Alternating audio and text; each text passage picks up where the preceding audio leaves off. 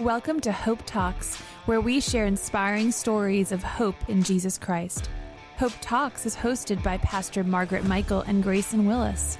Join us for uplifting stories of triumph, faith, and the enduring power of Christ's love. Also, if you're in the listening area, tune into 1470 AM or 102.1 FM WBTX to listen to Hope Talks every Sunday at noon. Welcome to today's broadcast of Hope Talks. I'm Grayson Willis. Thanks for tuning in.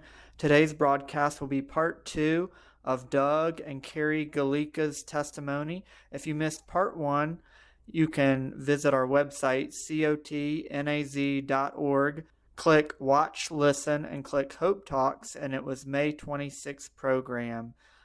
We pray that today's broadcast will be a half hour of hope for your life. May God bless. I think it's beautiful how God puts people together with different strengths, right? And a lot of times we can let it drive us crazy, but we can highlight that and recognize that, how it knits us together. While Kari was speaking, I was thinking about her strengths because I know them deeply because we work together and I need her badly. She is the strengths to my weaknesses, but she's very detailed. She's very much a planner and likes to have things ahead of time and in control, right? And so she's the girl that the people in the office go to say, hey, we should do a shower for this. Will you, admin it or my wedding? All these things she's provided to people and a sense of stability in that, right? So I was wondering, my question for you is, God is faithful, right? But how have you learned that he is faithful, being constantly thrown in situations where you aren't in control?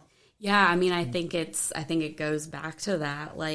You try to control every single situation, and sometimes he's like, it's kind of just, you kind of just got to go with it. And that was, when we were going through IVF and nothing was seeming to work.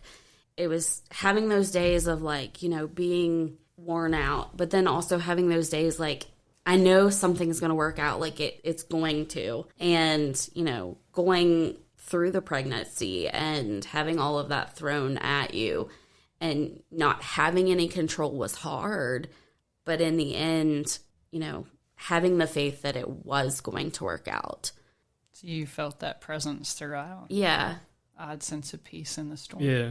And it's kind of tough because there's so many perspectives that you have to have faith in that it works out, but then we also think back of when you're going through something like that, of people saying, well, so-and-so, this worked, it worked, or this, to try to even imagine the people that get to that point and it never works, where, that feeling of what they must be going through, but they have their own story, and why God's throwing that at them versus allowing us to have a successful one when there's many that don't get that. And even though they've had faith, it's tough, but having faith, and luckily we're at the point to where we can say that we've had success, but I don't want to be the person also that tells somebody to have faith in that it's going to work, because sometimes it doesn't work. So it's hard to have that balance of people going through the situation that it's not 100%. We got lucky, extremely fortunate, and we've had a lot of prayers and all that. And sometimes they're not answered, but we got to look at, then you got to do the soul searching of why those weren't answered. But we're fortunate enough that ours were, so. Yeah, there's no two situations alike. No. And, God, he has a plan that we can't see that's overarching. Mm-hmm. And it is hard because not everyone has the same results. But we have to know that God loves every person that's going through that. And, we live in a world that this isn't the way it was supposed to be for us, right? We were supposed to be in relationship with God and in a beautiful garden like Adam and Eve, right? And sin came in and did some things that caused us to really have to engage life in the world like it wasn't really meant to be from the beginning. But God is still sovereign, and it's amazing how when you're going through those things, you wonder, where is God? But man, did your faith grow? Did you, and we're talking about your story now, like, did your faith grow in thinking this isn't going to happen? These people are praying and trying to keep a positive attitude. I know it's hard when it's yours is the body that all this is happening in, right? And there's so many emotions caught up in all of that. But you are on this side of that journey, and you can see where God is faithful, you know, and you can give him glory for that in your story. Yeah, absolutely. I think every point in my life that I've been at the absolute low or hardest point, regardless of my positive attitude, because positive attitude doesn't get you through it. I mean, it helps get you through it, but it doesn't cause anything to happen. You still have to do the work. You still have to put in the effort. You still have to have the prayers. You still have to do everything. So just by being positive doesn't get you there. That's right. It's the work and everything that goes with it, and the prayers. And every time I've been at that point, I always come out on the other side. And everything just seems to click one day, regardless of how long it might take, but eventually it gets there, regardless of whether it was being 13 and being injured, and eventually just looking back and being like, hey, this is where I was supposed to be, this is what I was meant to do, or going through IVF, and being blessed to be able to try it multiple times. Not everybody has that, and it's the sad world we live in with healthcare and all that, which would be another 3-hour podcast. But it's very refreshing to be on this side, and just to know that all the prayers that we've had were answered. And the same thing goes back to when she was in the like, she had complications that we almost lost her. She was literally probably seconds or minutes from dying on the table after a C-section. And back to the tight-knit community. Her mom, Denise, that was like her first thing was, we're getting the church prayer list and church. Like, that was almost instantaneous. Like, as soon as she knew something was wrong, it was prayer list, churches, and I'd say within less than an hour, you had hundreds of people, and she pulled through. So it's things like that you have to have faith that those help, that help get us through, as well as the doctors and the people that God was helping. He placed you in a community for a reason. And, you know, sometimes we feel like, and there's times where we don't want to put out there what we're struggling with, but when we can do that, it changes things. Like it helps us to come out of that isolation of our own fear and anxiety, but it also draws a community around us that strengthens us and holds up our arms in times of struggle and darkness. How has God been moving in your life today, and what does your faith look like today after the crucible of, you know, your stories coming together, you know, the injury, how you guys came together, the wedding, the provision for the IVF cycle that worked after 4 years, and then in Truitt's youth, you know, what does your faith look like today? Very strong.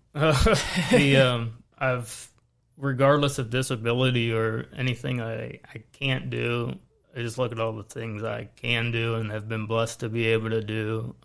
From being in a wheelchair, that hasn't stopped me, that God's kind of just pushed me along, and I've been able to travel the world with my wife and enjoy it, and now we're blessed with Truitt to be able to share it with him and get him in the outdoors and ready to just be able to hopefully show him and teach him. And he's already tough. He's tougher than both of us combined already with everything he's been through. And he's definitely got that from both of us. And just God is, I mean, I've been blessed from daily. It's hard to look back and know your feelings from each time of how hard it was to get here, but it's just refreshing to be at where we're at and be able to be at peace with having to have made all the decisions we've made in the past. And it's just kind of like we've been led to here, and it's kind of where you're meant to be. You know, it hits me that in the Bible, these guys brought their paralyzed friend to Jesus. And I feel like God is writing a new story through you guys, and it's where your paralyzed friend brings you to Jesus. And so that was kind of why I thought it would be powerful to tell your story together. Yeah. So one of the questions that we ask a lot of times early on, and we didn't today, we got right into your story. So when did faith become a part of your all's lives? Was that something that you grew up with? Like, tell us a little bit about that, because it's always interesting to me to hear that foundation of faith. Where did that start? And because if we didn't have that and the hard times come, what do we do? You know, God's faithful, and, you know, people that have never stepped in a church, and he walks with them from that point. But talk to us a little bit about that, your faith journey, both of you. What did that look like as a child? Was that a part of your story early on? For mine, definitely. It was as long as I could remember. From the time I can remember, I was church every Sunday, Sunday school, and all the things from clear up through high school. That it was definitely instilled in me at an early age, and very strong Christian beliefs and stuff from my grandparents and both sides of mom and dad's side, and my mom and dad. That it was just one of those things that you grew. I mean, it seemed normal. Mm-hmm. Like, it seemed, I didn't know any different. Yeah. I couldn't imagine it being any different. So it was just the moral, like everything that goes with being a Christian and goes back to community. Everything goes back to community, but helping others and being there for people, regardless if you know them or not. So from living in the country, it just seemed like regardless, you wave at everybody, you talk to everybody, you help anybody. It doesn't matter race, religion, like anything. You just love your neighbor and help out. And that's right. It was just how I grew up. Yeah. It was very strong beliefs in just helping others and doing good and donating and fundraising. Like, if somebody's in need, you're going to help them. Yeah. And it was just all goes back to being in that small community, I think, too, that helps that. How about you? So I have like vivid childhood memories of like Vacation Bible School and Father Abraham and all of the songs and the things that I can remember and still recite as an adult. And I can't wait to, you know, instill all of that into Truitt and have him enjoy those things. And like, you know, growing up, I mean, we were the same way. I mean, it was just kind of a part of what you did. And, you know, growing up in a small church family, it was, you know, it was just a part of who my family was. And even when I delivered Truitt, and that was like what my mom first did was, you know, call the church family and call those people, because you just know they're going to be there for you. Yeah. Like that sense of faith and religion and belief that you turn to those that are going to help you or pray for you. So, at what point do you think you really made that faith your own in your life? Can you think of a point where you were like, this isn't just my religion by inheritance. This is, I own it now. Was there a turning point for you where you're like, okay, this is my faith? Yeah, I mean, I probably would say, like, you know, going into adulthood and starting all of those adult things, like, you know, buying a house and all of those things, and it's you know, you making that conscious decision that this is the way that I want to walk, and this is the path that I want to take, and making those decisions for yourself. I think for me, it's probably been from day one. I mean, we'll always go back to my accident, but like I was seconds from dying. Like it was just one of those things. Like you kind of have the sense of you were meant to be here for something. I still haven't figured that out yet. So I just try everything until something fits. But yeah, just having the faith and the belief and strong belief that everything's going to be good. I think that helps with the positive attitude that I just live with regardless. I can't control it, so just live life and enjoy it. And I think that all ties back to faith in a way. To me, like just you have faith that everything's going to be okay. There's a higher power that's looking out for you, that no matter what I've been through, that it's turned out okay. So I think early on, regardless if it was being in a family that was really strong, going to church and being Christians, that regardless of that, I think just that injury alone, even if I wasn't in that atmosphere growing up, I think you would quickly come to realize that there's something more powerful than what we are looking out for us. So, yeah, I'm thinking about some of the things that you have went through are things that most people will never go through. You know, that's the thing that is kind of blows my mind. Like, you know, that accident at 13 and you persevering through that, and just some of the struggles that you all have had with conceiving, and those are things that some people never ever experience. And yeah, it is mind blowing. Like to think of it as you're saying it is wild, because it just is everyday life to me. That it is mind blowing that, and I experience it often, that people have no clue sometimes of what hardships are, but it's definitely made me who I am. So yeah. I kind of feel worse for them that they haven't been able to go through something that makes you more appreciative of life and where you're at, instead of having everything easy. Neither of us, I don't think, have had anything easy. It always seems like a hardship, but we always come out, and I guess that just gives us a greater appreciation of where we're at. And your faith is deeper because of that. Like, you have watched God come through.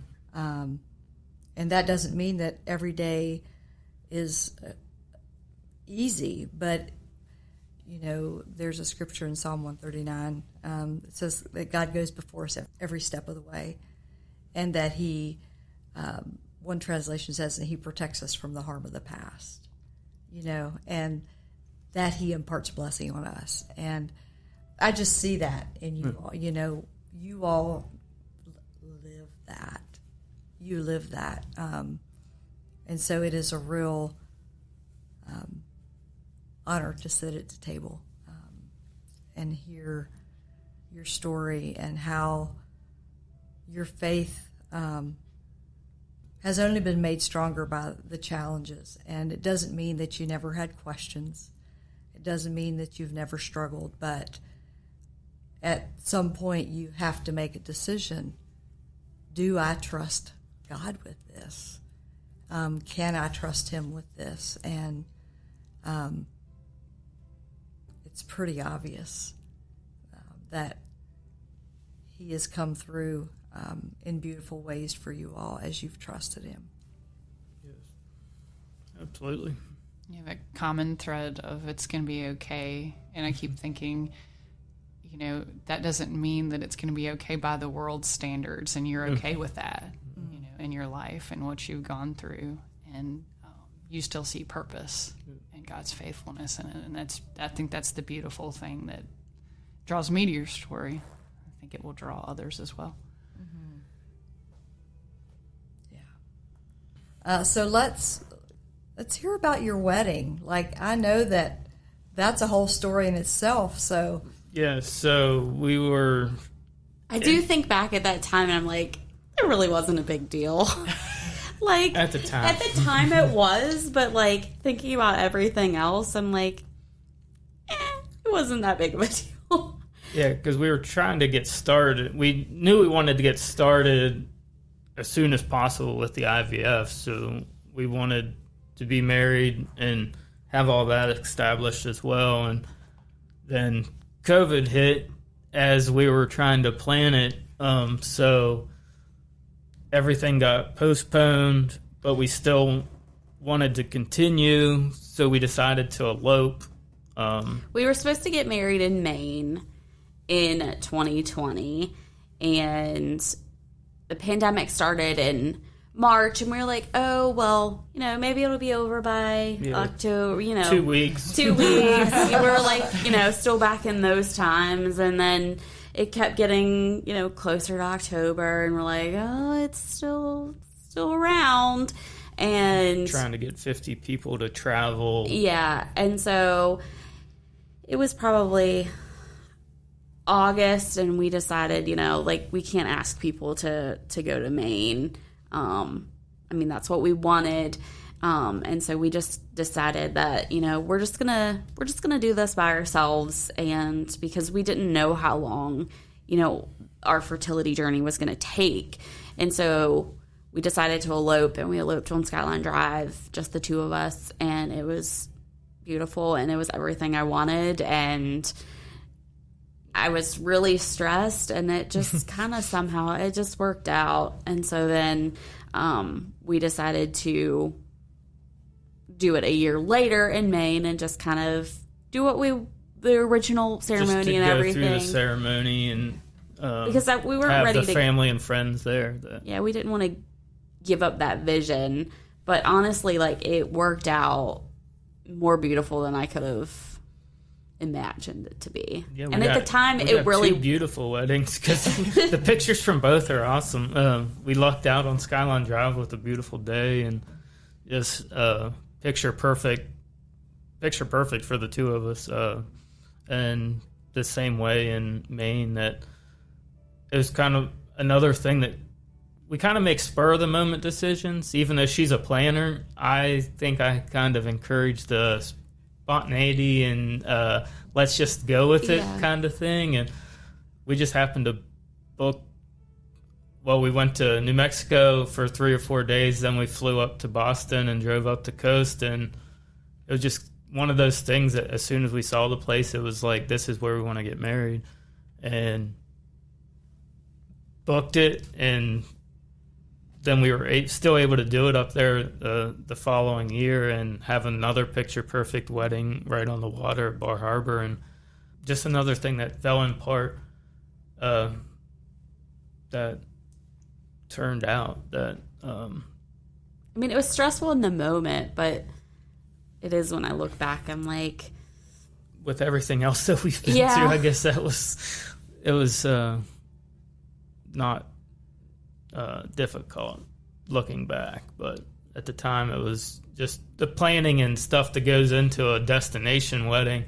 That was the pain of trying to organize everything, and then some people not wanting to change your dates and then try to and she handled all that, so I can't really talk much about it. I can just say what I think she did. But I know it was a lot of work. I just showed up, did the easy part. But, and I guess maybe it was just of all the trials and stuff that we've went through that we were just be blessed to do it twice and have 2 enjoyable moments instead of 1, and then we can celebrate the whole month of October as an anniversary. So, because it was planned for the 17th initially, we eloped on the 1st, and then we did it in Bar Harbor on the 19th. I remember dates. And Kari would correct you if it was not right. That's why I was looking over that way. She's good like that. So is there anything else that you all would like to share with us today that I would love to share this piece? Not that I can think of, or we'd be here another hour. So yeah, that's true. We can maybe do this another time. Yeah, we'd love it. You were talking, this is just a sidebar, but you were talking about you have a special wheelchair for basketball. Yep. And so you don't pinch your fingers. And it just helped me realize why that the wheels are slanted. On the basketball chairs. Oh, yeah. Well, for stability and turning, but it helps with, that's an added bonus of not being able to smash your fingers as much. Well, I've always wondered why they were that way, and I had this aha sitting here. Oh, that is why. So anyway, just a sidebar.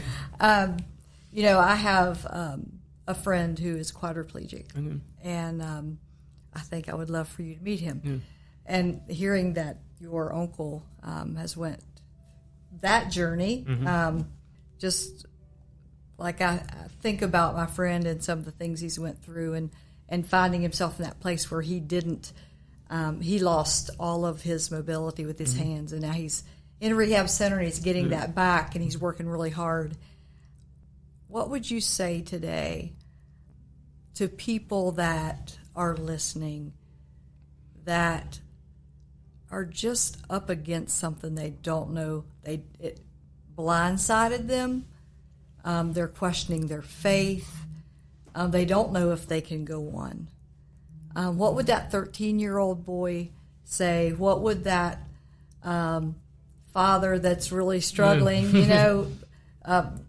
young married couple that's really struggling because you're not sure if you can have a child, like in those dark places? What would you say to encourage someone today? It could be either one of you or both of you. I mean, one of the, I guess, corny ways of I would always say it would be, it's not easy, but it's worth it. And everything that I've done none of it's been easy, but it's been worth it in the end. And just have to have faith. And I even have, like, I guess I've said it so much that I even had a friend buy me a little thing that says, "You got this," because that's me. I got this. That's all I like. Regardless of what it is, I just say I got this, and it's by having faith and community and help and all the things. But go for it. Try it. It's not easy, but it's definitely worth it. Someone once said that God's greatest blessings are on the other side of our fear. Yeah. So there are going to be challenges, but He promised to never leave us or forsake us and to be with us through those challenges. Do you have any thoughts on that? Yeah, I mean, I agree. I mean, it's hard. But having the faith and, it might not work out the way that you envisioned it to work out, but in the end, it's going to work out the way it's supposed to work out. Yeah. And coming from a detail girl, Yeah. that carries weight. That carries weight. Yeah. And so this has been great. It's been great to have you all today.